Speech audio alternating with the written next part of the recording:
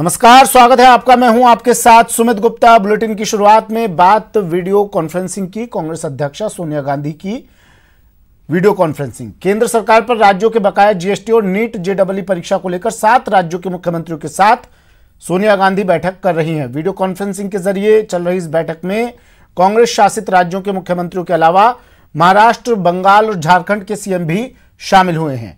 बैठक में सोनिया गांधी ने कहा कि राष्ट्रीय शिक्षा नीति से संबंधित घोषणाएं चिंता का विषय है। छात्रों और परीक्षाओं की अन्य समस्याओं का भी ठीक तरह से निपटारा नहीं किया जा रहा। तो बैठक में सीएम गहलोत ने भी केंद्र पर निशाना साधा।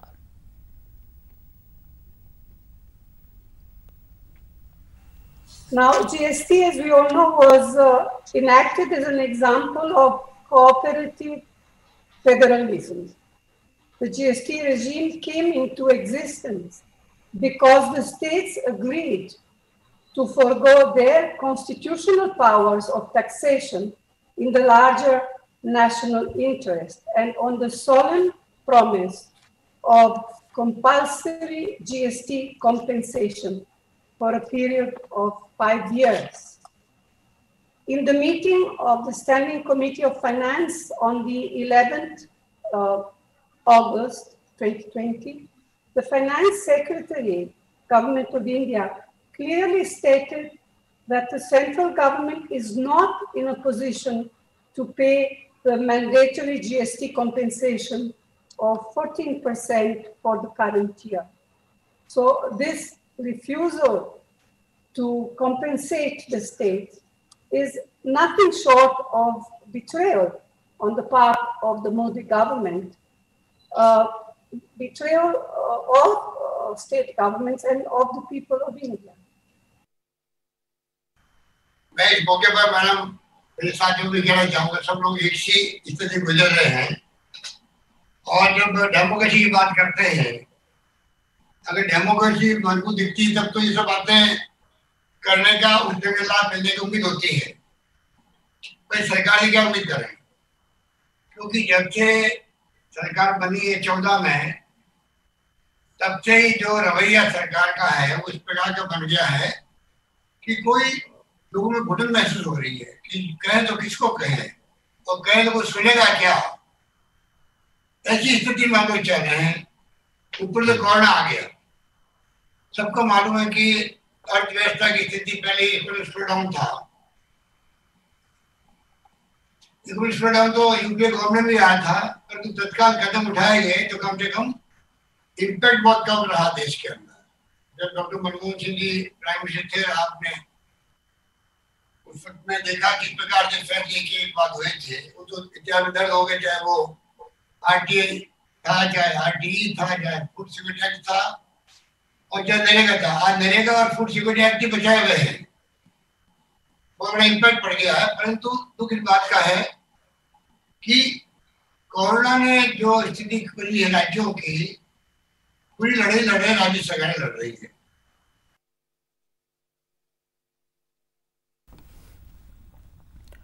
कोरोना के मुश्किल हालात में प्रदेश सरकार की नीतियों को केंद्र से सराहना मिली है। तो प्रदेश को 2 नए मेडिकल कॉलेज और 3 सुपर स्पेशलिटी अस्पताल की सौगात भी मिली है, जिससे मरुधरा की स्वास्थ्य सुविधाओं को और मजबूती मिलेगी।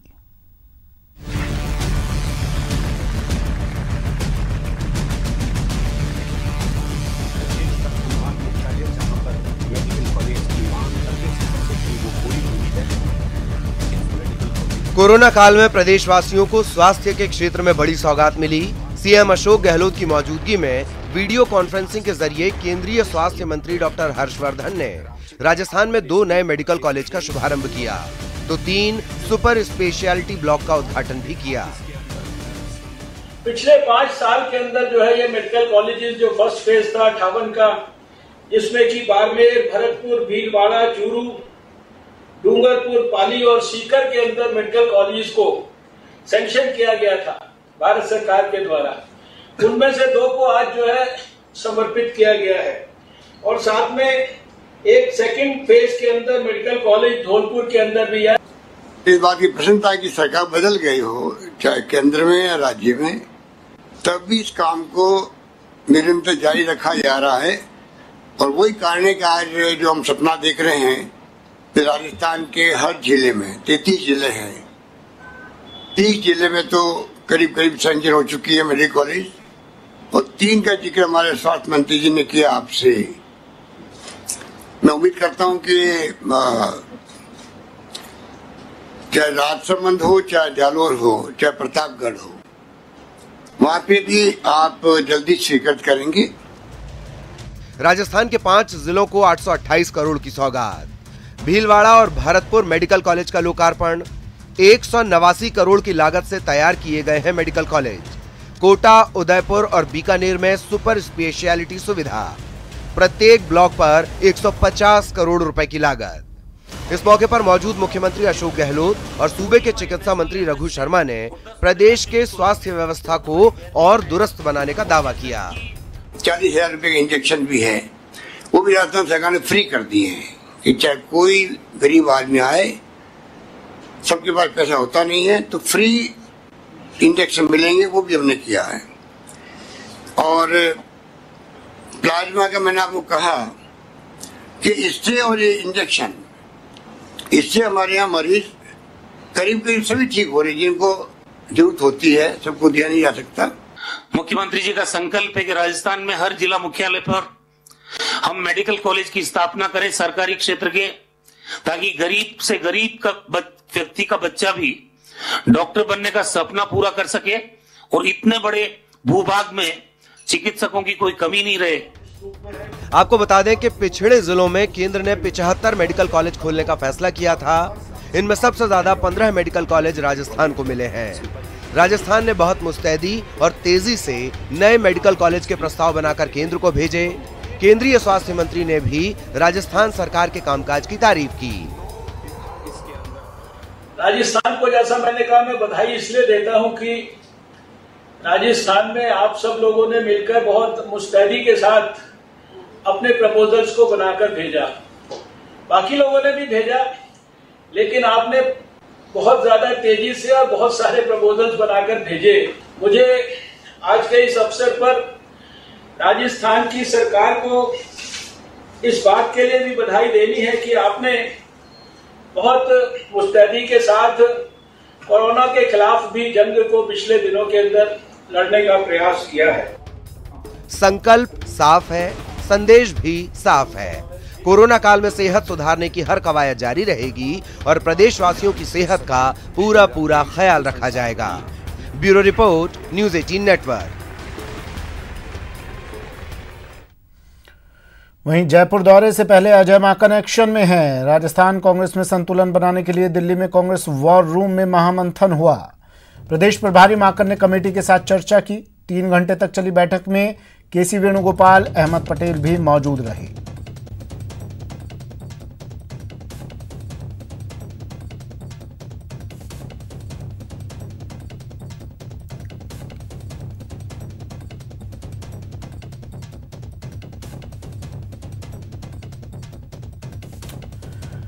एक और प्लान को लेकर अजय माकन इन एक्शन, जानकारी दे रही हैं दिल्ली संवाददाता रंजीता झा।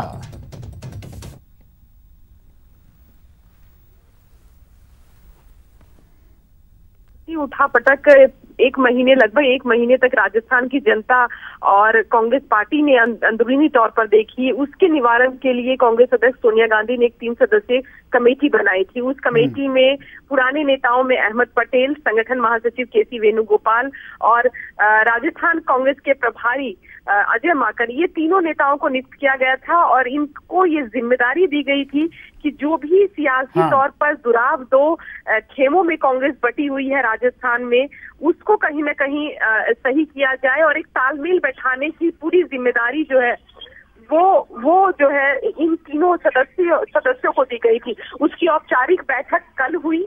कल कांग्रेस के वॉर रूम में 15 GRG दिल्ली स्थित वॉर रूम में एक औपचारिक बैठक बुलाई गई और इस बैठक में तीनों ही नेताओं ने चर्चाएं की और चर्चा का जो मुख्य फोकस था सुमित, वो यही कि किस तरह से आने वाले समय में भी कांग्रेस राजस्थान में एकजुट होकर काम कर सके, विकास के लिए काम करे कांग्रेस पार्टी। जो मैनिफेस्टो पार्टी का रहा है उस मैनिफेस्टो को पूरा करने के लिए कांग्रेस क्या क्या करे, इन तमाम बातों पर चर्चा हुई। और उसके बाद ये निर्णय लिया गया कि जो राजस्थान के प्रभारी महासचिव है अजय माकन, वो इसी हफ्ते राजस्थान दौरे पर जाएंगे और इस दौरे के दौरान वो विधायकों से मिलेंगे, असंतुष्ट विधायकों से भी उनकी मुलाकात होनी है और जो भी ग्रीवांसेस हैं सबके वो नोट डाउन किया जाएगा। और उसके बाद फिर ये जो 3 सदस्यीय कमेटी है सुमित, वो दोबारा बैठेगी और उसको लेकर एक बीच का रास्ता क्या निकाला जाए उस पर चर्चा की जाएगी। कई रास्ते हैं।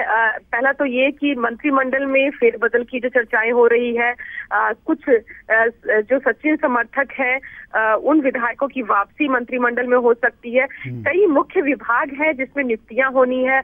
संगठन में क्योंकि जो दौर चला था, जो नाराजगी चली थी सचिन पायलट की, उसमें सचिन पायलट के जो करीबी जो नेता रहे हैं संगठन में, जो सक्रिय रहे हैं, उन नेताओं को भी पद मुक्त कर दिया गया था। उनको किस तरह से वापसी उनकी की जाएगी, इन सभी चीजों पर रोड मैप जो है वो तैयार किया जाएगा। विधानसभा सत्र के स्थगित होते ही भाजपा ने प्रदेश में कांग्रेस को घेरने की तैयारी कर ली है। अब भाजपा गहलोत सरकार के खिलाफ पूरे प्रदेश में धरना प्रदर्शन और ज्ञापन देने का काम करेगी। इसके लिए भाजपा ने पूरा प्लान तैयार कर लिया है। 28 अगस्त से 4 सितंबर तक अलग अलग कार्यक्रमों का आयोजन होगा। 28 अगस्त को फेसबुक के जरिए बीजेपी नेता हल्ला बोल कार्यक्रम करेंगे। 29 अगस्त को बीजेपी नेता जिला स्तर पर प्रेस कॉन्फ्रेंस करेंगे, तो वहीं 31 अगस्त को मंडल स्तर पर बिजली से जुड़े कार्यालय में ज्ञापन दिया जाएगा। 2 सितंबर को उपखंड स्तर पर विरोध प्रदर्शन होगा, तो 4 सितंबर को जिला स्तर पर बीजेपी विधायक, सांसद और जिला पदाधिकारी कलेक्टर को ज्ञापन देंगे। प्रदेश के कई मान्य सदस्यों ने इस उत्साह के साथ सवाल लगाए कि हमारी जन समस्याओं का समाधान विधानसभा के पटल के ऊपर होगा, लेकिन विधानसभा के सत्र के दौरान जिस तरीके से सरकार ने आनन फानन के अंदर 13 बिल पारित करने का काम किया, बिना बहस करवाए बिल पारित करने का काम किया, नेता प्रतिपक्ष ने कई सवाल खड़े किए, उसके बावजूद भी उनके सवालों को दरकिनार करने का काम सदन के अंदर हुआ। और अब हालात प्रदेश के ये बने हुए हैं कि सरकार जिन मुद्दों के आधार के ऊपर सत्ता के अंदर आई थी, जो बड़ी बड़ी घोषणाएं 2 बजट सत्रों के अंदर सरकार ने की है, उसके उपरांत भी धरातल के ऊपर एक भी कार्य ऐसा नहीं है कि जिसकी उपलब्धि का बखान सरकार करे। कोटा में सरकारी कार्यालयों में लापरवाही दिखाई दे रही है। जिला परिषद सीईओ ने 5 विभागों का औचक निरीक्षण किया। इस दौरान कई कर्मचारी ड्यूटी से नदारद मिले। विभाग अध्यक्षों को इसके बाद नोटिस जारी कर दिया गया है।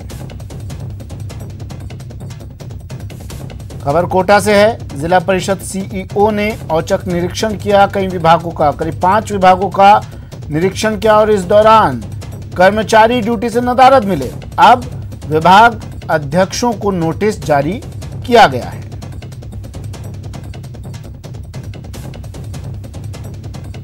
लापरवाही के इंतहा सरकारी महकमों में सरकारी कर्मचारी ड्यूटी पर तैनात नहीं रहते हैं, आते हैं, हाजिरी लगाते हैं और निकल जाते हैं। एक ब्रेक ले लेते हैं, जल्द हाजिर होंगे।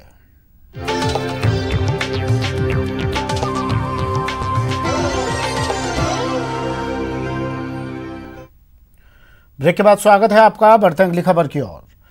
बसपा से कांग्रेस में शामिल हुए 6 विधायकों के मामले में आज राजस्थान हाईकोर्ट में सुनवाई टल गई। अब 2 सितंबर को एक बार फिर मामला लिस्ट होगा। 2 दिन पहले ही हाईकोर्ट ने सोमवार को इसी मामले से जुड़ी 2 अन्य याचिकाओं पर फैसला सुनाते हुए कहा था कि स्पीकर का 18 सितंबर 2019 का विलय का आदेश प्रशासनिक आदेश था। ऐसे में कोर्ट इसमें दखल नहीं दे सकता है।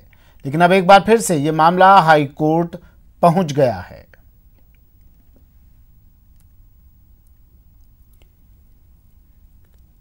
बसपा से कांग्रेस में शामिल हुए 6 विधायकों का मामला एक बार फिर हाईकोर्ट पहुंच गया। हालांकि आज मामले में सुनवाई टाल दी गई है और अब इस मामले में 2 सितंबर को सुनवाई होगी। लेकिन जनहित याचिका लगाने वाले अधिवक्ता अहमद नाटा हमारे साथ हैं, उनसे जान लेते हैं कि क्या कुछ उन्होंने याचिका में कोर्ट से मांग की है।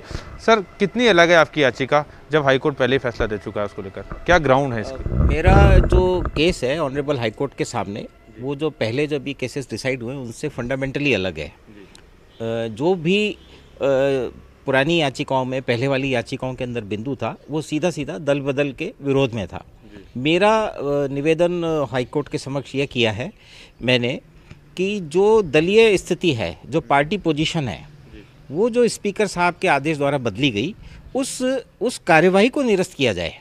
क्योंकि जो भी एमएलए इलेक्ट होकर आते हैं उनकी एक party position election commission of India के द्वारा गजट में प्रकाशित कराई जाती है और section 73 representation of people act के तहत यह पब्लिकेशन होता है और जो विधानसभा का गठन होता है वो इस गजट नोटिफिकेशन के आधार पर होता है।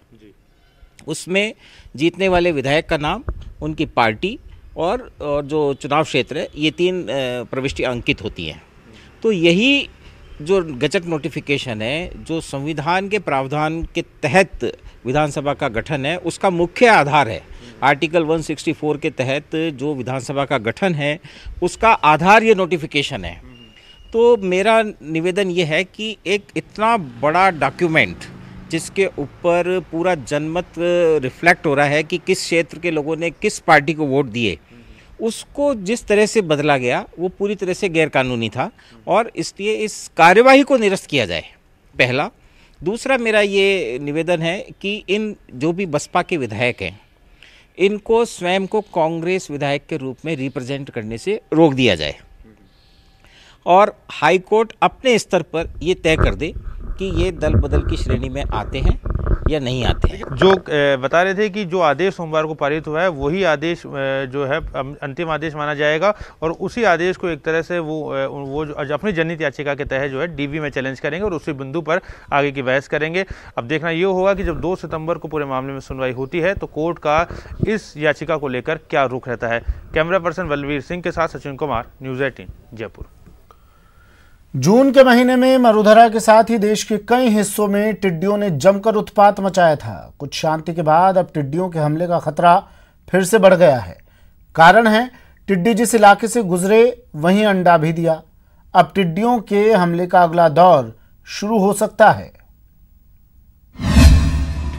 बढ़ सकता है छोटे टिड्डियों का टेरर। ट्रांजिशनल फेज से गुजर रही टिड्डियां,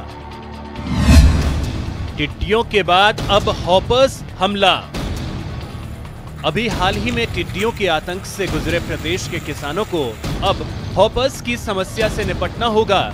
ये हॉपर्स टिड्डियों के प्रजनन के बाद पैदा हुए छोटे टिड्डी हैं जो रोजाना करोड़ों की तादाद में खेतों से निकल रहे हैं। ये अंडों से निकलते ही फसल पर हमला बोलते हैं। भूरे और काले रंग के ये हॉपर्स एक दिन में 1 किलोमीटर का सफर तय करते हैं। समय रहते इन पर नियंत्रण नहीं किया गया तो ये किसानों के लिए काल बन जाएंगे। एक हॉपर एक दिन में तकरीबन 1 किलोमीटर तक भी चल सकता है, क्योंकि इनके जो हाइंड लिंग, पीछे वाले जो पैर होते हैं, ये बड़े स्ट्रॉन्ग होते हैं। इसलिए इनकी फुदकने की कोई वो नहीं है कि जैसे जैसे इनको वेजिटेशन मिलता रहता है ये फुदक के दूसरी लोकेशन पे चलते रहते हैं। पिछले दिनों पाकिस्तान के रास्ते मरुधरा पहुंची बड़ी टिड्डियों ने प्रदेश के कई जिलों में अपनी एग लाइन की थी और अब ये एग लाइन धीरे धीरे हॉपर्स का रूप लेकर फसलों को नुकसान पहुंचाने की शक्ल में पहुंच चुका है। बारिश और नमी की वजह से ज्यादा दिन तक जमीन में सुरक्षित रहने वाले हॉपर्स किसानों के लिए खतरा बन गए हैं। अगर उनको अच्छी जगह मिल गई, सैंडी सोयल मिल गई, तो वो अपना एग लाइन करती हैं, क्योंकि उनको अगर एग लेइंग करने के लिए सैंडी सोइल की बेसिक रिक्वायरमेंट होती है। तो जहाँ जैसे मैंने बताया अपने राजस्थान के जोधपुर, नागौर, चूरू, सीकर, झुंझुनू, चूरू, बीकानेर, इन डिस्ट्रिक्ट्स में उन्होंने हर डिस्ट्रिक्ट में एग लेइंग किया है जहाँ जहाँ पे अडल्ट टिड्डियाँ आई थी। विशेषज्ञों की माने तो खेतों से करोड़ों की तादाद में निकल रहे इन हॉपर्स को शुरुआत में ही कंट्रोल किया जा सकता है, लेकिन जैसे ही ये हॉपर्स वयस्क टिड्डियों में तब्दील हो जाएंगे तब इन पर कंट्रोल करना मुश्किल होगा। न्यूज़ 18 के लिए जयपुर से दिनेश शर्मा की रिपोर्ट। पढ़ाई MA, MCOM की, लेकिन मांग रहे हैं भीख। यकीन नहीं होता, पर जयपुर पुलिस के सर्वे में चौंकाने वाला खुलासा हुआ है। दरअसल पिंक सिटी को भिखारी मुक्त बनाने का अभियान जोरों पर है। उनके पुनर्वास के लिए पूरी तैयारी हो रही है और उसी सर्वे के दौरान ये बातें सामने आई हैं।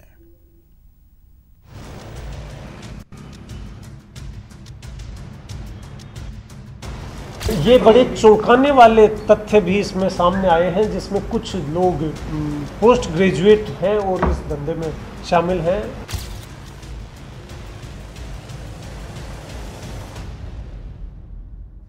चौंकिए मत, सच सुनने की हिम्मत रखिए। 100% सच।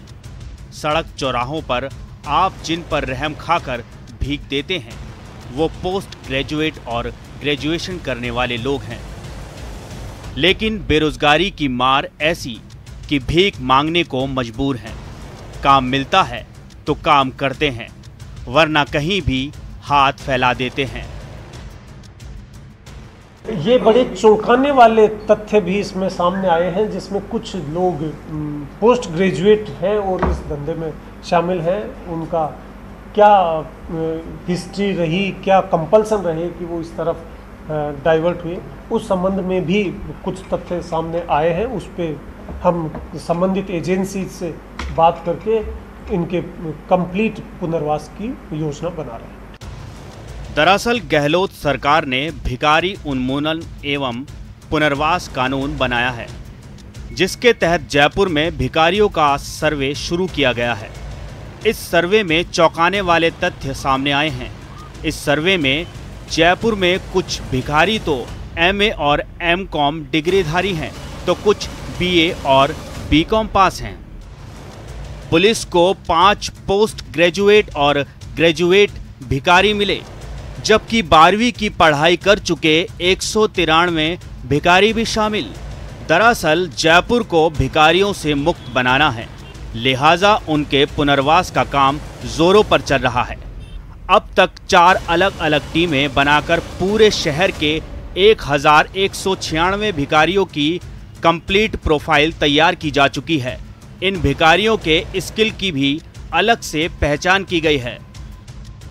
1196 भिखारियों में 231 बेलदारी का काम जानते हैं, तो 103 मजदूरी, 59 कैटरिंग, 9 कबाड़ी का काम, 7 होटल में हेल्पर का काम, 9 चौकीदारी का काम जानते हैं।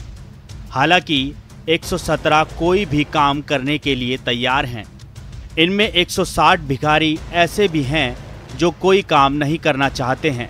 इन भिखारियों को 15 अगस्त से पुलिस ने पुनर्वास भी करना शुरू कर दिया है और अब इनका समाज कल्याण विभाग को इसमें शामिल करके इस कंप्लीट जयपुर शहर को भिखारी मुक्त शहर बनाने की दिशा में जयपुर पुलिस ने काम करना शुरू किया है।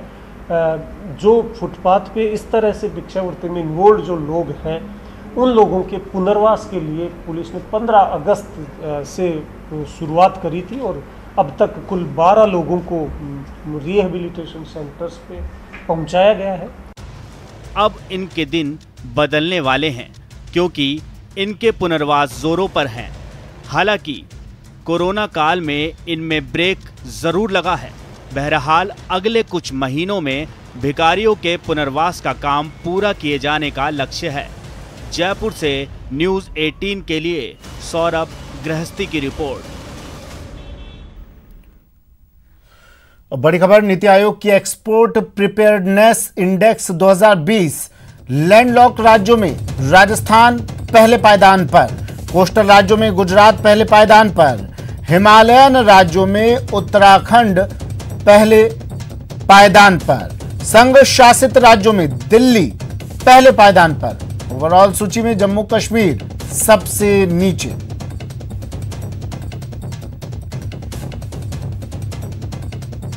दिल्ली से अनिल हमारे सहयोगी फोन लाइन पर जुड़ गए हैं। अनिल, एक्सपोर्ट प्रिपेयर्डनेस इंडेक्स 2020 और राजस्थान पहले पायदान पर। जी, निश्चित तौर पर ये काफी अच्छी सफलता कही जा सकती है। जहां तक देखा जाए, ओवरऑल में देखा जाए तो राजस्थान चौथे पायदान में हालांकि है, लेकिन जहां तक लैंडलॉक राज्यों की बात है उसमें राजस्थान पहले पायदान पर है। हालांकि राजस्थान से पहले अगर ओवरऑल में देखा जाए तो महाराष्ट्र है, गुजरात और तमिलनाडु, ये 3 ऐसे राज्य जो राजस्थान से आगे हैं, लेकिन इसके बावजूद चौथे स्थान पर भी आना राजस्थान के लिए एक बड़ी बात कही जा सकती है। इस प्रिपेयर्डनेस इंडेक्स को लाने के पीछे मकसद भी यही था नीति आयोग या केंद्र सरकार की, कि राज्यों के बीच किस तरह से सहूलियतें दी जा रही है, खास करके policy, business ecosystem, export ecosystem और परफॉर्मेंस इकोसिस्टम को लेकर के, और किस तरह से सुधार की गुंजाइश है, इसको लेकर के भी एक विस्तृत रिपोर्ट तैयार की गई है। दूसरी तरफ ये जो अन्य केंद्र सरकार ने जिस तरह से हाल में आत्मनिर्भर भारत की बात कही गई है, जिला स्तर पर किस तरह से निर्यात को बढ़ाने के लिए बूस्टअप करना है, उस पर बात की गई है। इन तमाम बातों को अगर एक माला में पिरो करके देखें तो एक नीचे बॉटम लेवल तक ले जाने की बात है कि निर्यात कैसे हम एक्सपोर्ट ओरिएंटेड हो सके आने वाले समय पर, ना कि हम इंपोर्ट ओरिएंटेड हो। इससे ना सिर्फ मुद्रा बचेगी बल्कि बड़े पैमाने पर रोजगार भी पैदा होंगे और आर्थिक गतिविधियां भी बढ़ेगी। राज्य और केंद्र दोनों की भी जो आर्थिक राजस्व है उसमें भी बड़े पैमाने पर इजाफा होगा। जी ठीक है, शुक्रिया अनिल तमाम जानकारी के लिए। तो एक्सपोर्ट प्रिपेयर्डनेस इंडेक्स 2020 राजस्थान पहले पायदान पर लैंडलॉक्ड राज्यों में। फिलहाल इतना ही, दीजिए इजाजत, नमस्कार।